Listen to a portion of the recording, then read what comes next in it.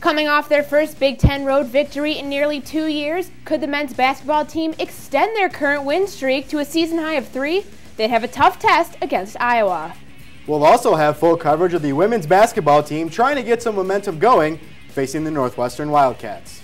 And with snow and ice covering the streets of Bloomington, we felt there is no better time than now to show you what it's like to be an Indiana club hockey player.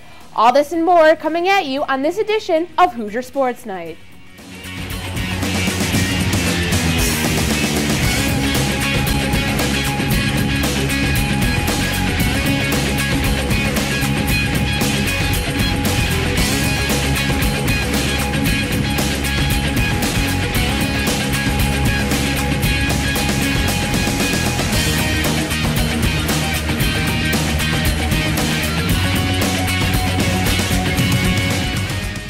Hello everybody and welcome into this edition of Hoosier Sports Nite, the only show that's currently on TV more anticipated week to week than Lost. Alongside Courtney Cronin, I am your host Casey Richards, and Courtney, even though they picked up a few Big Ten wins, this is still a very young Indiana basketball team, and they certainly showed that over the weekend. Absolutely, Casey. Indiana is at no point to overlook any win or loss coming out this season, and people may question, is that what they did against Iowa?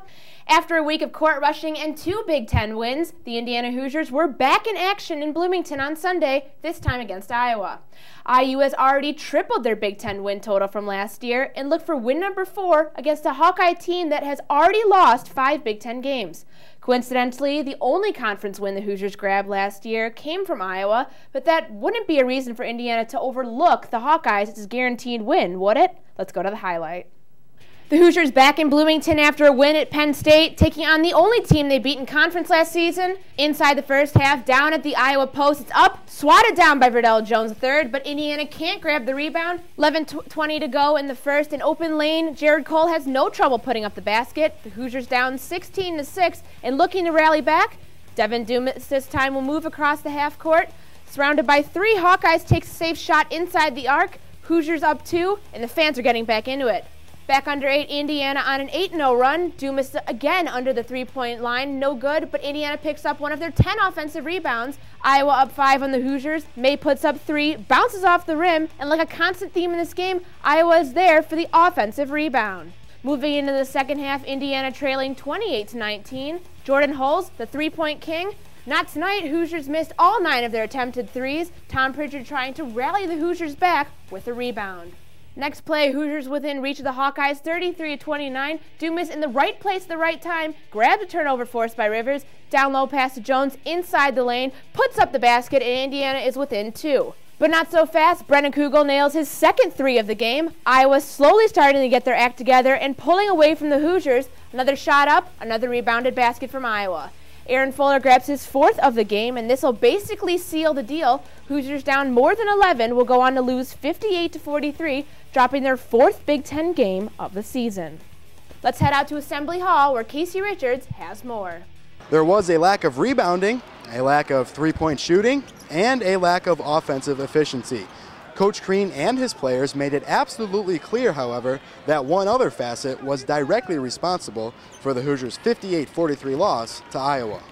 This all came down to our lack of willingness to be in a fight today.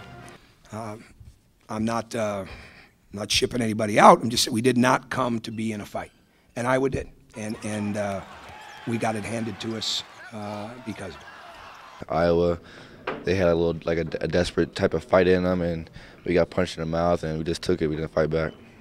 I don't know if any of us looked over this team or not, but I mean, when we came in tonight, we wasn't prepared to fight at all. This lack of fight appeared on the stat sheet in the rebounding category. Iowa came into Sunday's contest ranked dead last in the conference in rebounds per game, yet still managed to grab 16 more boards than the Hoosiers. Our job on the backboards was absolutely atrocious. We play hard, they played a lot harder, and that's the bottom line. They just wanted it more, you know. They had a will to go after the ball. I mean, point blank, they just wanted it more. And our rebounding is just toughness, and that's what it all boils down to. For some reason, it seems like we just go tougher at times in practice than we do on the court. You know, that's not acceptable for our team. One bright spot for Indiana, Verdell Jones III continued his solid play as of late, leading the Hoosiers with 14 points. From Assembly Hall, I'm Casey Richards, Hoosier Sports Nite. On top of all other offensive mistakes, IU crashed when crashing the boards, recording 10 offensive rebounds and 13 defensive boards as well. Although Coach Cronin claimed a lack of fight led to the loss, a look at the lack of rebounding and three-guard rotation should be questioned when analyzing the game. Lucas Mayer has more from Assembly Hall.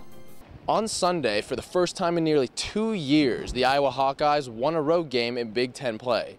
The Hoosiers were out-rebounded 39-23, which has led Coach Tom Crean to question the use of his three-guard lineup. What bothers me is the rebounding. You may have seen the end of the three-guard lineup right now because we can't do that. We had 2 rebounds between our 3 guards. It's impossible to win that way. You know, with the young front line that we have, with playing all the freshmen and, you know, depending on a sophomore, all that, if we don't get guard rebounds, we can't compete. Just rebound. I mean, I don't know if it's the bigs or I don't know if it's the guards. I mean, we don't know who's going to be the ones getting the rebound every night. I think that's the problem. I think it's kind of just so inconsistent, and we got to have consistent players every night step up and get rebounds. I mean, they out-rebounded us a lot. I mean, and out-rebounding is just toughness, and that's what it all boils down to. Aside from their rebounding woes, IU did not make a single three-point shot for the first time since 2001. That is a span of 277 games. Yeah, I mean, we just think shots are rushed. We were trying to, you know, we're down like 8 or 9 the whole game. I think we're trying to get back in one possession. You know, it seemed like we just wanted to force the issue. I don't know. I mean, we shot some threes. I guess they didn't fall for us tonight. I mean, but, you know, when that's not working, you got to do other things. And, you know, we tried to do it tonight, but obviously we didn't get the job done. You know, I'd like to have a magic wand to make us grow up in a hurry, but the only thing we can do is continue to work and practice, and I've got to play some different people. I mean, I can't do this. I can't play our 3 guards when you get 2 rebounds out of the 3 of them. Can't do it. Against Iowa, the Hoosiers looked lost. If they hope to rebound against Illinois, they'll have to rebound. From Assembly Hall, I'm Lucas Mayer, Hoosier Sports Nite. Thanks, Lucas. Looking ahead a bit, the 2010 Indiana football schedule was recently released. The Hoosiers open up one more time on a Thursday night, this time against Towson. They will then take on Western Kentucky and Akron in other non-conference matchups. Indiana will then open up Big Ten play by hosting the Michigan Wolverines before traveling to Columbus, Ohio to face the Buckeyes. After that, Indiana will return to the Rock for a homecoming showdown against everybody's favorite Sun Belt Conference team, Arkansas State. From there, it's conference play the rest of the way, with trips being made to Illinois, Wisconsin, and Purdue, while Northwestern and Iowa come to Memorial Stadium. The Hoosiers will also take on Penn State at FedEx Field, the home of the Washington Redskins. Future non-conference games against Missouri, Navy, Wake Forest, and Ball State were also announced. Stay tuned as we stay at Assembly Hall for the women's basketball contest against Northwestern. And we'll hit the ice to show you what exactly club ice hockey is here at Indiana University. Don't miss what's next on Hoosier Sports Nite.